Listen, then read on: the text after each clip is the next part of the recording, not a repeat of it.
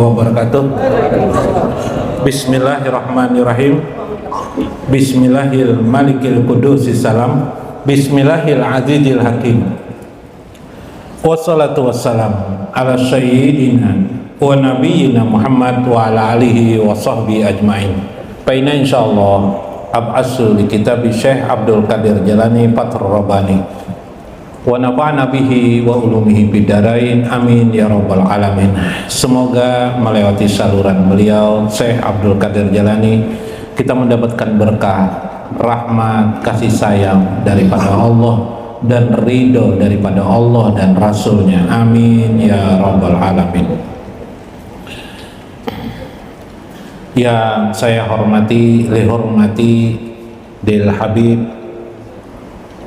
Alwi Ibnu Ali Al-Habsi, yang ulun hormati, lihormati li Sayyidil Walid Habib Faisal Al-Qab Habib Muhammad Al-Habsi, Habib Abdurrahman As-Segaf, ulun hormati, alhamdulillah atas kedatangan mereka, dan Habib Abdul Qadir Al-Habsi. Mudah-mudahan Allah memanjangkan umur mereka, mendapatkan kasih sayang dari Allah dan Rasulnya, amin ya rabbal alamin. Yang ulun hormati juga para guru agama, guru kita Kiai Haji Mas Kuni yang hari ini hadir, Guru Turmoji dan Guru Mulyadi, serta Guru Aryansah dan guru-guru yang lainnya. Alhamdulillah dapat berhadir pada malam akhir daripada Ramadan ini. Mudah-mudahan mereka juga panjang umur, diberikan kesehatan dan afiat daripada Allah Subhanahu wa taala, amin ya rabbal alamin. Minggu kemarin saya mengingatkan kepada kita agar kita tidak mengakal-akali agama. Arti mengakal-akali agama adalah meringan-ringankan yang sudah ringan, yang memang mungkin agak berat, kita lakukan semampu kita untuk melakukannya.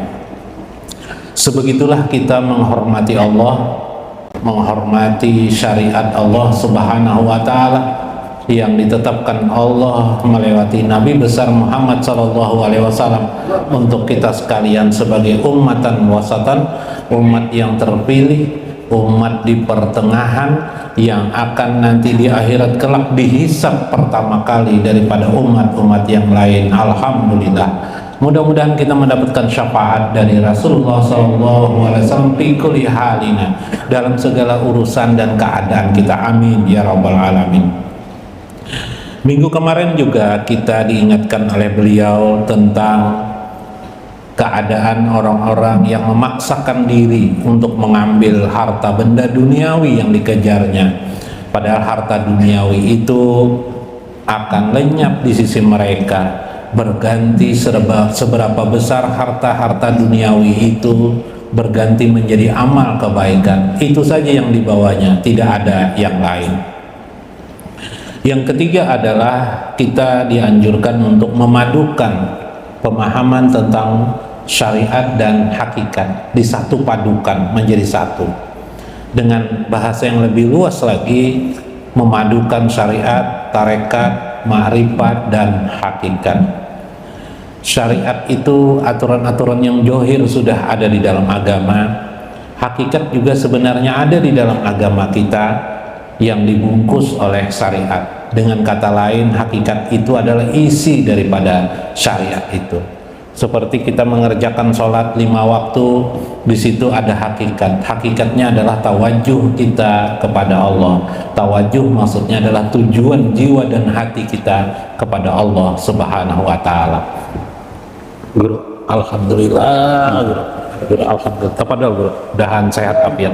Nah, alhamdulillah guru Jainal Arifin datang berhadir kepada kita, amin. Mudah-mudahan sidin panjang umur, sehat, afiat, dan kerusa menambah bini baru lagi. Guru lah, nah, sehat aja. Bisa juga bang, umur masih panjang ya, terus jalan tahu ayah mencocokkan dulu syariat dan hakikat. Tawajuh itulah isi daripada makna hakikat. Ketika tawajuh Tawajuh itu wajhun tuh wajah, tawajuh artinya menunjukkan diri kita ke wajah Allah yang kita baca di dalam setiap sholat. Ini wajhatu wajhiya lilladzi fataras samawati wal ardh. Nah, itu hakikat.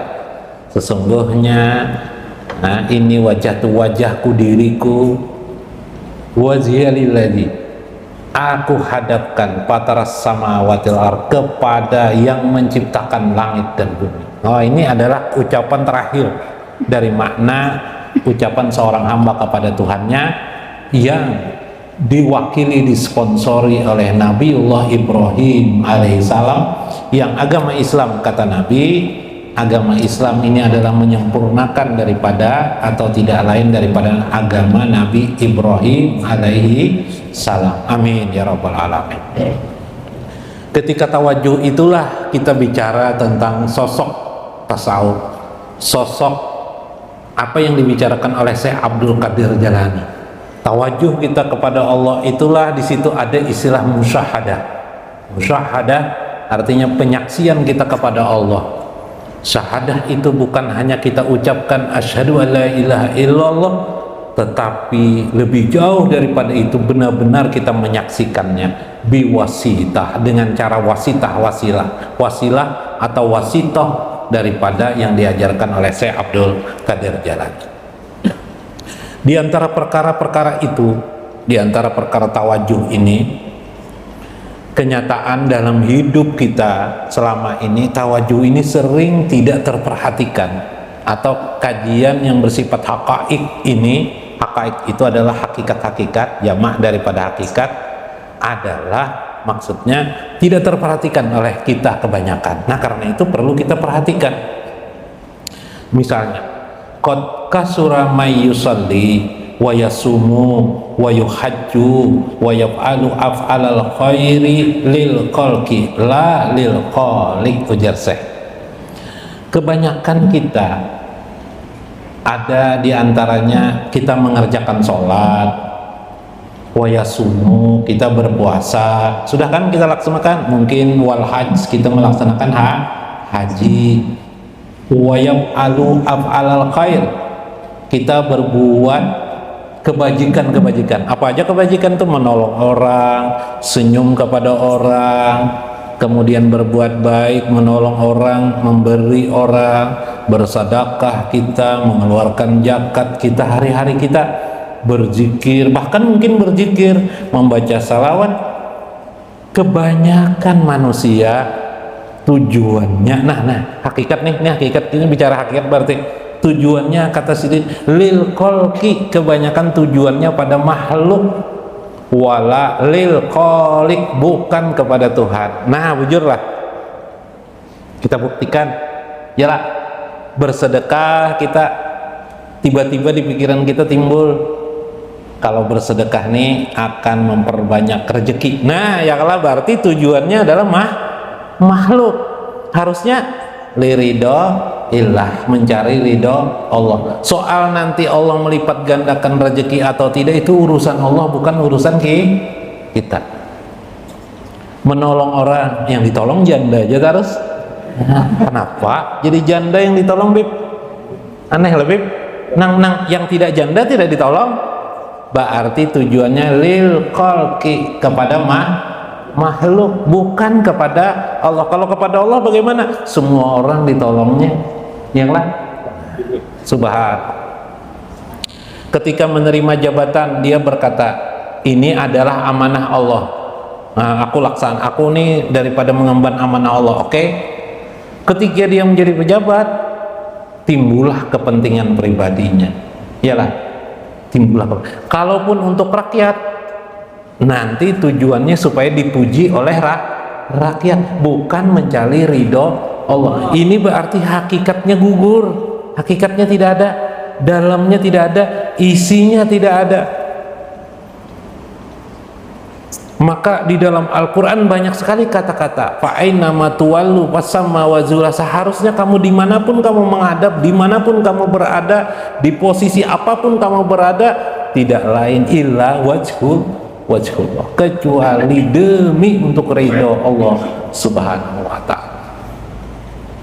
Inilah menggugurkan amal-amal kita di akhirat, meskipun dia tercatat di sisi malaikat, tapi nanti di akhirat berguguran, gugur, dia tidak berarti. Yang namanya malaikat catat terus, dicatat oleh malaikat amal kita. Kita pernah mungkin bersedekah, kita pernah berimpak, kita pernah menolong orang lain, kita pernah berbuat baik, kita sayang kepada orang lain. Semua amal-amal sayang, kasih sayang kita kepada semua manusia itu ternyata tujuannya manusia belaka.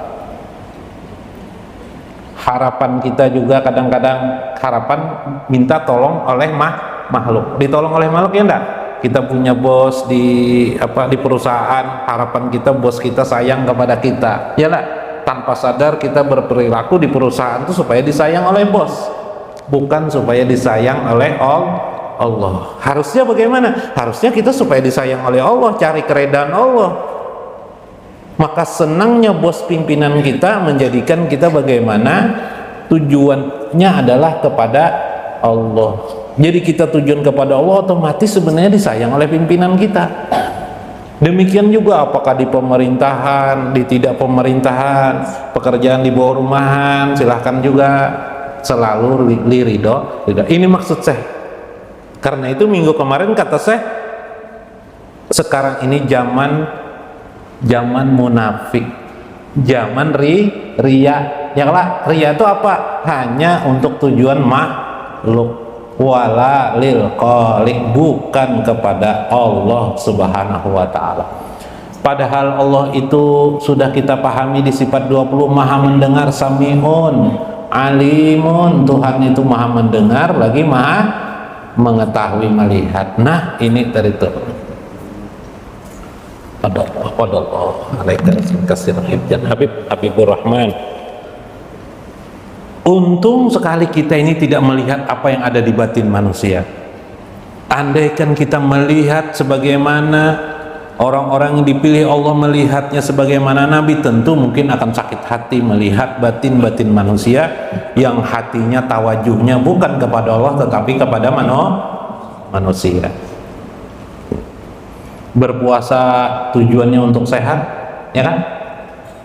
Bukan mencari ridho Allah. Tentu itu adalah duniawi jadinya. Harusnya bagaimana? Harusnya mencari ridho Allah.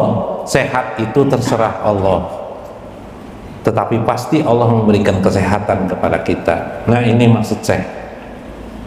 Puasa orang berhaji belum tentu akhirnya ikhlas karena Allah. Untungnya di dalam syariat itu dibuat standar-standar bacaan yang menjadikan kita supaya tetap tawajuh. Misalnya kita dalam salat Allahu Akbar, ketika kita mengucap Allahu Akbar, kalimat Allahu Akbar tanpa sadar mengingatkan kepada kita supaya tawajuh kita kepada Allah lagi.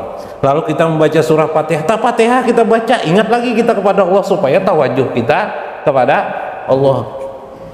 Takbir intikal yang lainnya kita ucapkan Allahu Akbar, Sami Allah, semuanya di dalam salat itu mengingatkan tawajuh kita kepada Allah. Akhirnya kita terbiasa untuk tawajuh. Meskipun demikian, karena kita tidak mengerti tentang hakikat, kadang-kadang itu menjadi lupa bagi kita. Akhirnya sholat kita kerjakan formalitas artinya sekedar karena kewajiban. Subhanallah, inilah sayang sekali amal-amal kita. Na'udzubillah min dzalik bila kita demikian. Faqad sara ma'zumun hajal alam khalqan fi khalqi bila khaliq. Maka apabila kita sudah menunjukkan tawajuh kita kepada Allah, maka jadilah engkau itu akan dibesarkan Allah. Maksud dibesarkan Allah, dimuliakan Allah. Diangkatlah derajatnya hajal alam kepada alam yang disebut dengan alam ketuhanan. Dibukakanlah Allah kasyaf kepadanya, pengertian-pengertian. Tapi kalau kita tidak, hati tawajuh kita kepada lil khalqi, kepada makhluk, yang terjadi adalah kita tetap berada pada alam makhluk, khalqan wala khaliq, bukan di alam ketuhanan. Yalah, buktinya habis sholat kebiasaan kita berdusta tetap kita jalankan. Kebiasaan kita menipu orang lain tetap kita jalankan. jalankan. Kebiasaan kita malas tetap kita jalankan, dan seterusnya. Ini persoalan di dalam kehidupan kita sehari-hari. Sehingga lalu bagaimana? Karena itu kata Syekh Ibnu Athaillah, ingat sekali untuk supaya tawajuh itu lazimkan zikir kepada Allah. Nanti kita masuk situ ya. Kullukum mautal qulub ahya'an nufus wal ahwiyah talabud dunya. Kalian itu seringkali yang ada adalah mautal qulub, telah mati hati kalian. Masya Allah, kalau sudah mati ini ngalih benar dihidupkan ya lah. Yang ada adalah kekayaan, kekuatan nufus, kekuatan hati kalian, nafs kalian, dan hawa nafsu kalian, yaitu talabud dunya, menuntut mengejar dunia. Ada orang berbagi gula batu, pas kita kada dapat sakit hati kita. Nah ya lah, berarti tujuan kita gula batu. Ya kalau lah dalam hari-hari banyak lain kayak itu. Nah ini apa problem? Coba kucingnya hilang kita abut di rumah dah, ayam hilang di kurungan ribut dah seharian, kita ingat aja terus, Pak di mana ayamku? Ya kalau ingat kita luar biasa kalau lawan ayam. Ya pikirkan kalau kita kehilangan ayam, misalnya ayam inilah yang macam-macam hilang tuh kan, ada hilang ayam, ada hilang duit, ada hilang macam-macam hilang. Garbus kehilangan kucing. Garbus kehilangan kucing, datang lampal lu, kok kehilangan kucing lu aja seharian udah mencari jar, kalau dapat juga maka kucing kesayangan gue jadi jar balai, karena aku mau makan di mana, mau makan di internet ya balai. Juga garbus, kucingku tidak bisa membaca aja. Kucing masuk akan juga ke internet ya lah. Nah seharian kita coba kalau kita kehilangan Allah, Bang, pernahkah kita terpikir kehilangan Allah? Tidak adanya hudur hati kita di dalam hati kita. Pernahkah kita, andaikan kita berpikir kehilangan Allah, bisa seharian kita ingat dengan Allah terus ya lah? Atau sampai malam kita memikirkan kehilangan Allah, seharian semalaman kita ingat kepada Allah. Beruntung kalau orang kehilangan Allah, ya kah? Itulah biasanya di hati orang-orang ahli maksiat. Hati orang maksiat, tapi ada kesadaran dia untuk bertobat kepada Allah, hatinya pun lalu ingat kepada Allah Subhanahu wa ta'ala terus menerus agar tidak mengulanginya. Itu yang terjadi kepada Syekh Malik bin Dinar, mantan perampok. Akhirnya dia menjadi sufi besar, orang ahli ibadah, menjadi orang yang dekat dengan Allah, bahkan ulama di zaman beliau. Karena apa? Ingat terus akan kesalahan-kesalahan beliau di waktu tempo dulu. Subhanallah. Kita teruskan.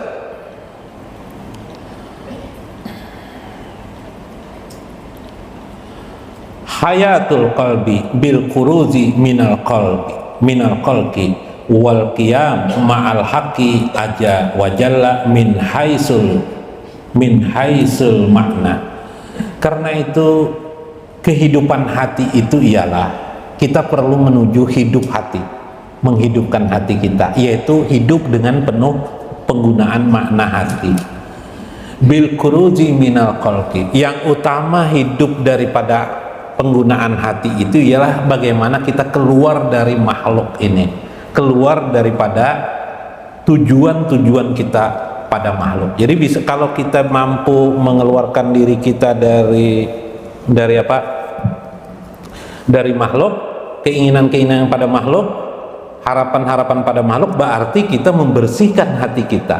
Berarti kita sudah masuk kepada kehidupan hati.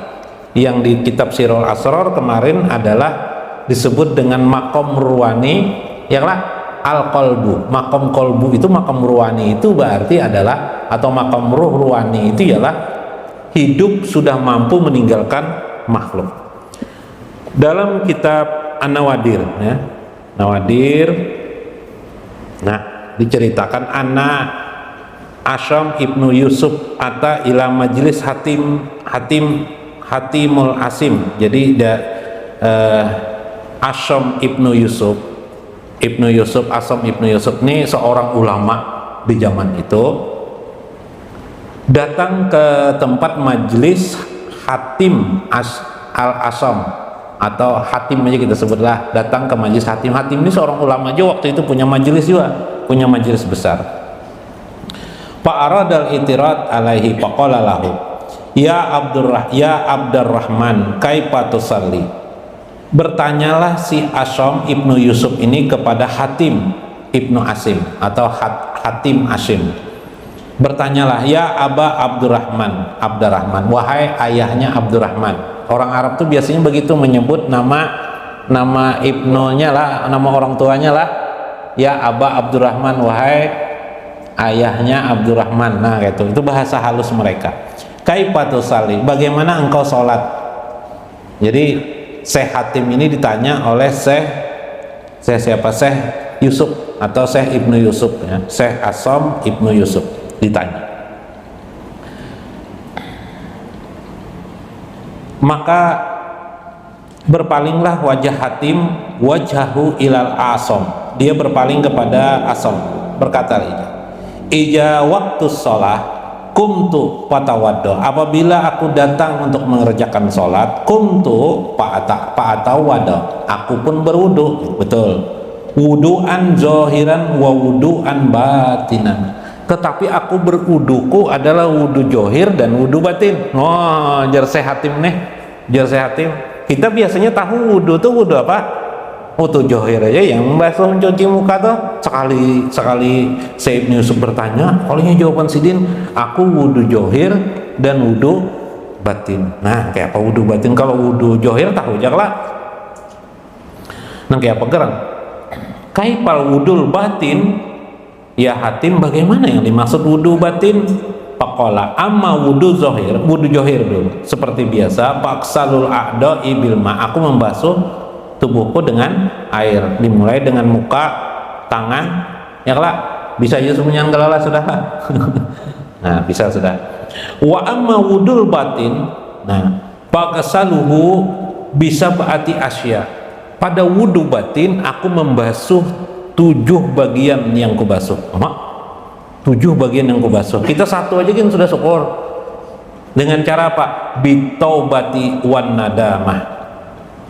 Bitaubati, aku bertobat kepada Allah, berarti mengucapkan astagfirullah. Jadi berwudu itu mengucap astagfirullahaladzim, Sidin niat bertobat kepada Allah. Jadi waktu membasuh wudu itu Sidin langsung berniat bertobat kepada Allah. Minta ampun kepada Allah. Wan nadamah, nadamah itu menyesali, dibayang-bayangkan pekerjaan dulu yang lalai apa dosa apa. Nah ini wudu batin menurut Ibnu Hatim. Wa tarki hubbid dunya, meninggalkan cinta dunia. Nah cinta dunia itu misalnya keingatan ayam dari itu hilang akan, handphone pina rusak pakai gugur lalu pecah sedikit di anunya, di atasnya, lalu jadi pikiran kita seharian tuh iyalah biasanya kayak itu lah. Apabila aku jar ke bengkel HP ini jar ya Pak, kalau mobil ada lempak sedikit biasanya akan nata gores kah, jadi pikiran mana lah Pusman lah, kayak apa nih baik ini dari mana kapan ini, bisa seharian bisa semingguan tuh itu jadi pikiran kan. Itu hubud dunia namanya. Atau terlalu cinta dengan istri berlebihan. Bilang ngalih kan berlebihan bini. Bini aja terus dipikirkan, ingat yang lah. Nah hubud dunia itu kehilangan jar Hatim seperti itu. Wasana il khalqi, menyanjung manusia, memuji-muji manusia. Misalnya menyanjungnya keingatan gubernur, apabila gubernur nih jar datang ke kampung kita nih lah jar. Nah ya lah, sudah ditinggalkan kayak itu. Riyasah itu mengharap jabatan. Apa kalau di kantor-kantor itu biasanya jabatan itu apa guru riyasah apa namanya, promosi jabatan enggak apa namanya tuh. Hari ingat lagi kita nah. Wal hasad. Nah, sifat wal gul wal hasad. Sifat hasad apa bencilah, irilah, jenis-jenisnya tuh apalagi ya? Tidak enak dengan orang, tersinggung. Cepat sedikit-sedikit tersinggung, sedikit-sedikit tersinggung. Memang tersinggung tuh yang sedikit lah. Nang tersinggung tuh nang sedikit. Nah itu wuduku. Subhanallah. Apa jar saya Yusuf? Aku akan amalkan apa yang kau katakan, yaitu wudu batin. Subhanallah. Nah ini penting, wudu batin ini berarti memang tujuan tawajuhnya kepada siapa? Pada Allah. Nah, jadi karena biasakan wudu. Anda usah lapan itu ingat istighfar ka dia malakan sebutin aja gini istighfar lawan menyesalin itu nah jadi tobat juga namanya termasuk bagian daripada wudu batin.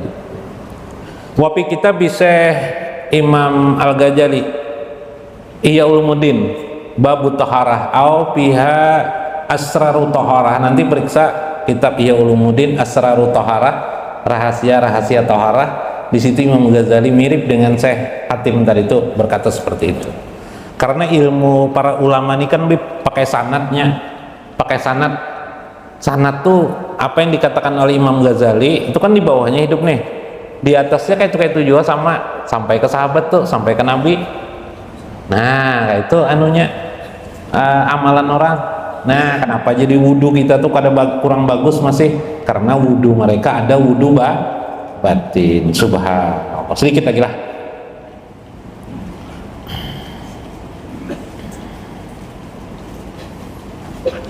Itu min haisul makna, dari segi makna, maka wal qiyam ma'al haqqi azza wa jalla, maka berdirilah engkau bersama Allah lil makna dimanapun kamu berada. Jadi bersama Allah itu berarti kita terus menerus ingat kepada Allah. Lamin haitsu surah la i'tibara biha hajal maqam. Ini tidak ada satu pengitibaran di dalamnya kecuali dimaknakan adalah bersama Allah Subhanahu wa taala. Hayatul qalbi bimtisali awamirihi, menegakkan perintah Allah azza wa jalla, wal intiha an nahiyati was sabri ma'ahu ala balayahu wa aqdiyatihi wa aqdari. Bagaimana juga menjauhi larangan Allah sudah kita laksanakan, bersabar dalam hidup ini. Nah, yang penting kata Syekh, supaya batin kita itu tajam kepada Allah, paling penting di sini adalah menerima takdir Allah Subhanahu wa taala. Ini penting. Jaga batin kita. Kalau kita sudah diajarkan kemarin jangan i'tirad kepada para guru kita, para ulama jangan i'tirad. Apalagi itirat itu kepada Allah Subhanahu wa taala. Itirat itu rasa menentang, Bib. Misalnya pian membaca Al-Qur'an itu bahaya kalau pian itirat. Contoh misalnya membaca di dalam Al-Qur'an ada kalimat kulirru min amri rabbi wa ma utitum minal ilmi illa qalila misalnya. Melihat itu artinya buka terjemahan lebih baik. Katakanlah kulirru tentang roh itu min amri rabbi, dari urusan Tuhan. Kalian wa ma'utitum minal ilmi, tidak diberikan ilmu illa qalila, kecuali sedikit. Lalu di hati pian, kenapa Allah ini merahasiakan segala masalah roh nih? Oh, jarang di dalam hati. Itirat kada? Semacam tidak menerima ndak firman Allah. Nah itu itirat. Kalau orang yang di batinnya sudah hebat kepada Allah, ndak ada lagi kata-kata itu, sunyi dari kata-kata itu. Pernah lah pian melihat orang kayak itu lah, kenapa ajar Allah nih? Allah ditanyakan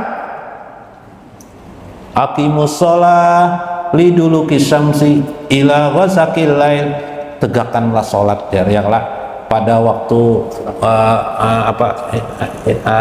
liduluki syamsi itu ketika matahari tegak. Johor, sholat johor. Kenapa jadi sholat johornya 4 rakaat aja? Padahal waktu johor nih waktu lelahnya yalah. Nah ini hati-hati itirat dengan Allah. Kalau hati kita terlimbah seolah-olah mengkritik Allah, naudzubillah. Sama dengan takdir, ketika kejadian apa saja jangan terlintas di hati kita tuh menolak, tidak bisa menerima, jangan langsung. Begitu ada takdir, begitu ada peristiwa apapun juga yang di hadapan kita lihat, suhudul af'al kita sudah jalan, adanya takdir Allah Subhanahu wa taala. Suhud af'al ini, nah dalam kitab Durrun Nafis namanya suhud af'al, menyaksikan perbuatan Allah berupa takdir Allah. Habis kitab nih dibaca tapi dengan takdir, protes terus, berarti ilmunya saja, isinya tidak ada. Nah, ini penting. Jadi kitab itu tidak ada tipis dan tebal, tapi seberapa besar kita dapat memahami makna di dalam dan mengamalkannya. Subhanallah. Nah, inilah citrum atau senter mengapa diangkat para aulia Allah Subhanahu wa taala. Paloi di Surabaya, ini sekali guru kes di Surabaya paloi. Ndak naik bis bipai, ada perempuan di muka bipai. Perempuan di muka naik truk, awalnya pakai kalau pakai apa? Biasanya perempuan tuh di kota-kota besar tuh pakai celana nang sempit tuh, dah naik ke bis tuh, pinang alih. Sekalinya bibe, apa? Perempuan ini tangannya ke belakang. Rupanya kalau disangkanya kosleteng celananya nih terkait terbuka. Cuma tanpa sadar perempuan ini apa nih ngarannya terjapai kosleteng paloi di belakang. Korek tarik. Di paloi anak boy kawin kalau aku aja paloi.